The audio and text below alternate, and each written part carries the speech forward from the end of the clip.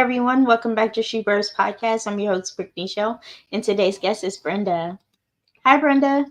Hey, Brooke, good to be here. Good to see you. Meet Thank you you. so much for being a guest. You're very, very welcome.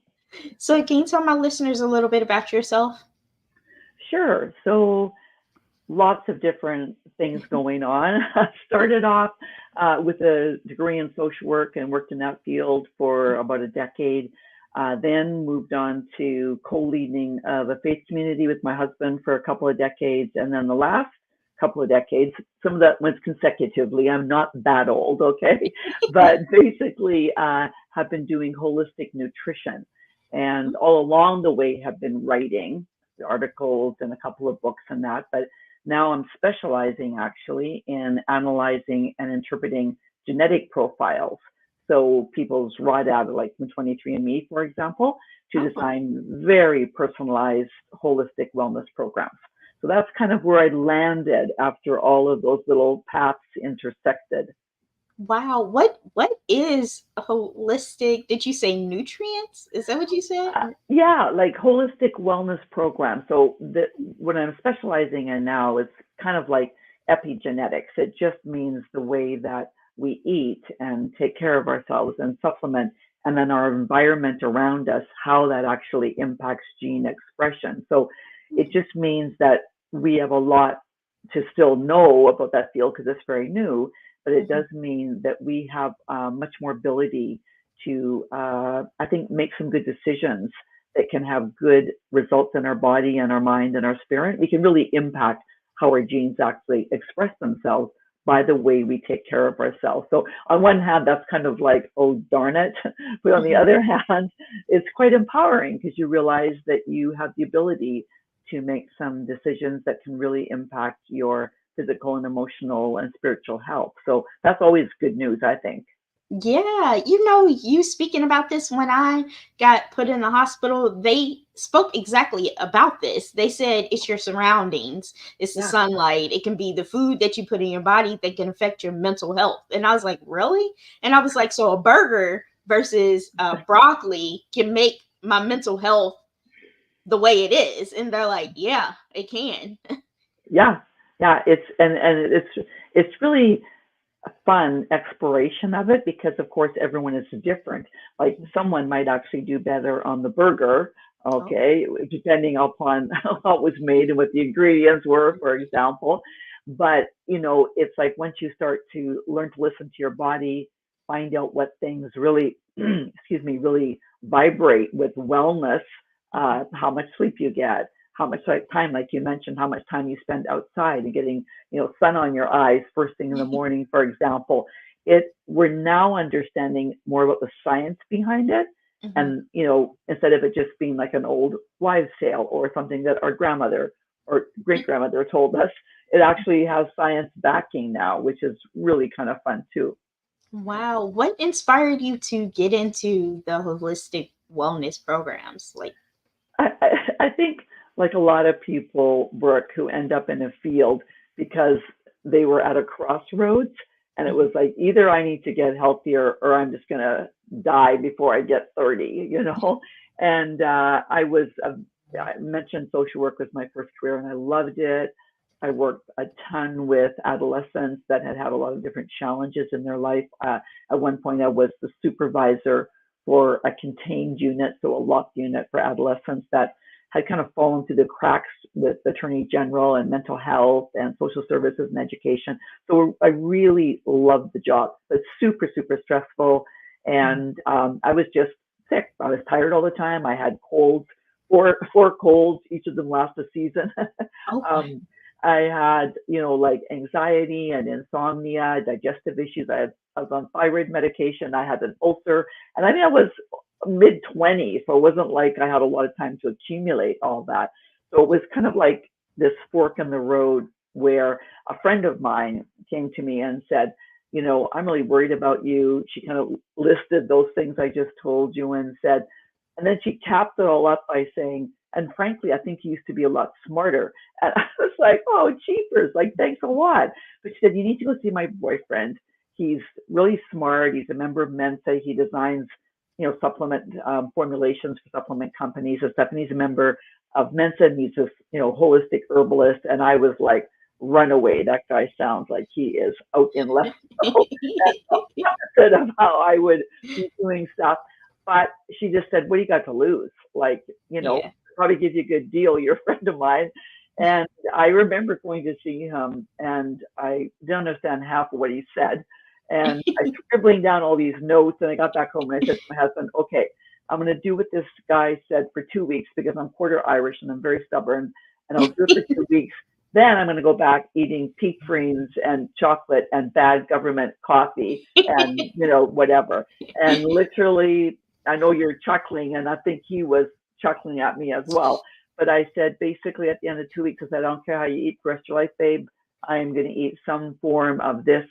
I feel like I still am getting my life back, but I never really had a super energetic life before. But I feel like the potential is here for me to be really well. And that was a lot of decades ago, and I am very well, and I have stuck with that. So that got me into, there's more to life than just studying psychology and, cognitive behavioral therapy and all that, which is really great. But if you are not pairing it with enough nutritional intake to help feed your brain and to help you produce enough dopamine and serotonin and all of these other kinds of things that we need, help to balance your cortisol level so you're not living in fight or flight mode. There are things that you can do to help with that. So that was started my journey right then, mid-20s, going to die on the couch or going to do what this guy says. And I went for what he said. So yeah. And what is Mensa? Mensa is some kind of IQ measurement thing or something. Like it was like a big deal. I'm not a member of that. But basically just, this guy is a real smart dude, knows what he's talking about, plus had the science backing, plus had the herbalism. So it's a nice combination of science and natural kind of health that was really helpful for me. Yeah. Ooh, I might try that. I need to be in a different mindset. I need Yeah. it. Yeah. And it's like I usually have my clients start, and this is whether they're reading my book or they're seeing me one-on-one. I usually have them start with what they eat, because the reality is that food is what is going to potentially give you energy. And if you don't have a lot of energy, it's really can be challenging to tackle, I should really get out the door and walk more, or I should stop scrolling and go to bed earlier, or I should, spend a few minutes in mindfulness, all the things we know we need to do. But if our energy is just flagging, it's really hard to make those steps. So you usually start with getting people eating in a personalized fuel mix. I call it an optimal fuel mix. What's your ratio of, proteins and carbs and fats that your body loves being on? And then let's get you eating that way. Enjoyable foods, like I love tasty food, all that kind of thing. Let's get you started there. So then you have more energy. Then you feel like you're sleeping better. Then your brain is clearer, and you can start make some other wellness steps after that. Wow. I love what inspired you to get into wellness. Thanks. It's been like top of my list, but I'm just like not motivated to do it. And I don't know why I'm not motivated to do it, but I've been reading up a little bit. There was a program I was in that had holistic wellness, but I just never stuck with it. Yeah. I think And it's called Metaluca or something like that. Do you know why it slipped? Can you think of what might have been happening that made it not easy to follow through on? Stress. Stress. Yeah. And I like eating food that's not good for me. Yeah, absolutely. And we have a lot of patterns of behavior that we fall into simply because they served us at one point. I think about, my addiction to sugar that I had, and my addiction to, like I said, the really bad government coffee. And, they were things that in a certain part of my life, they were helpful. They gave me energy. when I went into the staff room and bought yet another package of peach spring cookies out of the honor box, for a few minutes, I had elevated mood, I had elevated focus, I had elevated energy. But by the time I finished my next client, the short-term gain had me plunged down again. So I think it can be challenging to make the initial switch because it can take a little bit of time. It can take a couple of weeks before you start kind of feeling the benefit of it. But it is worth it. I'm your living proof of that. So I wanted to talk a little bit about your book. I'm gonna Yeah, bring that up while we're on here. So can you tell us a little bit about this? Like in your book, is it a guide to helping people who are like me transition over to the holistic wellness? absolutely, absolutely. So it really is for people who are sick of being confused about what they should eat and how they can get well. They're sick of kind of the one size fits all diet plan or health and wellness solutions. And so it outlines basically in 6 modules. It's a digital book, so you get them, in each different module. It really helps them be able to personalize how they eat, how they sleep, how they move, in a way that has them feel better quite quickly. And I do that through helping them personalize things. So instead of just going, oh, I got this book on paleo diet, or I got this book on, high interval intensity training, for example. Instead, in the book, which is science informed and lots of graphics, lots of pictures. People are like, make it fun, make it like a magazine. So it is, okay? But in it, they can figure out a really simple, proven, personalized wellness, like a roadmap. The book is actually set up kind of like a travel plan where you increase your energy and then you increase your mental clarity and then you can get some help balancing moods. And it just takes you through asking you questions. I call it like diagnostics at the beginning of each chapter, kind of where are you here? Okay, then this looks like this would be a good way to do this. And then really give a survey on what's called the metabolic typing or body typing, because everyone shouldn't be eating the same types of foods. And that's what I mentioned was maybe some people would do better on a burger instead of broccoli, just really helping people through this simple survey, which is included in the book, be able to find out, oh, I should actually be eating a higher percentage of fat, or I actually do better in my diet if I have more protein. Or someone else going, I don't do really super well on a lot of fat. I need to have a reduced fat. I actually need to have a little bit higher carbohydrate content. So people, instead of just doing what their neighbor does, or their buddy does, or their coworker does, and go, no, this is what should be on my plate, kind of how much the protein, how much of the carbs, and how much of the fat. So it just really gives people a better starting point for them to start getting, like I said, like that energy back on the mental clarity. Oh, okay. Okay, I like that. I Yeah. like that. But how, okay, so for example, my body, I don't read my body well, and I don't know, like, if I do need to switch over because I'm always sleepy in the morning. Like, I'm always drowsy in the morning when I wake up, and I drink energy drinks, and I know that's bad. That's really bad. But it's serving you right now. And Yeah. so until you can figure out something better. Yeah. It's interesting what you said, Brooke, about you don't even know if you know how to listen to your body. That's one of the things I talk about in the book is, so what would that even look like? Like, doing a body scan. Like, do I have a headache? Do I have blurry vision? Do I have any aches and pains here? Oh yeah, my joints are sore, or yeah, I'm really fatigued, or feeling kind of low in my mood. Like, just really helping people to better pay attention. Because if you actually don't know, it's really hard to know how to adjust. And it's really hard to know if you're improving if you don't have a scale of where you started. So that's actually one of the diagnostics in the book. It's like rating yourself on, I think it's, I can't remember if it's 6 or 8 different categories. And we're going to give yourself a score in there. And then, after you've been doing this stuff in the book for a while, you can go back and re-rate yourself. And that's how you start listening to your body a bit better. You go, oh my goodness, I'm waking up in the morning, I'm feeling I have a little more energy. I actually didn't feel like I needed to immediately go and grab an energy drink. That's a good thing. So you start noticing these simple things like this. I fell asleep earlier, easier. I didn't wake up in the middle of the night and wasn't anxious, having trouble falling back asleep. So there's different kind of things that you look for in each chapter to be able to tell if you're improving in that area. Oh, okay. And how many chapters are there?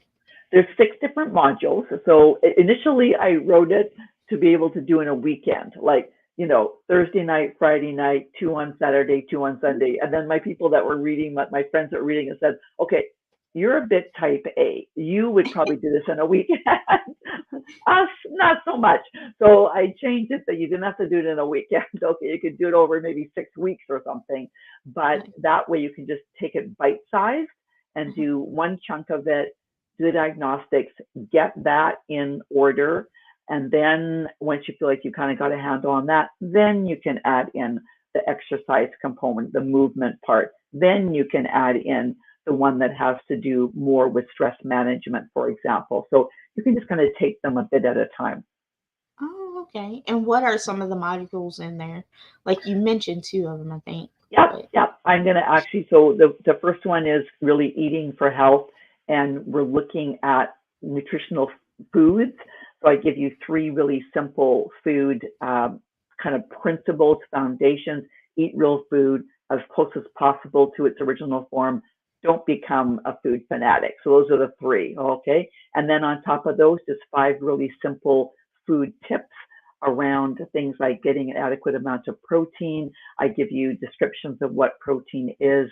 We look at carbohydrates because everybody needs some fat, some carbohydrates, some protein. A lot of times you'll hear, oh yeah, we can leave out that whole food group, or we can do this. We just need them in different amounts. So I help you figure that out, give you examples of good things that fall into that category, and then also some tips around shopping around the perimeter of the store, for example. So we look at that in the eating module, and then we look at body type, which has to do with metabolic typing, and that's where you have a little survey that you look at.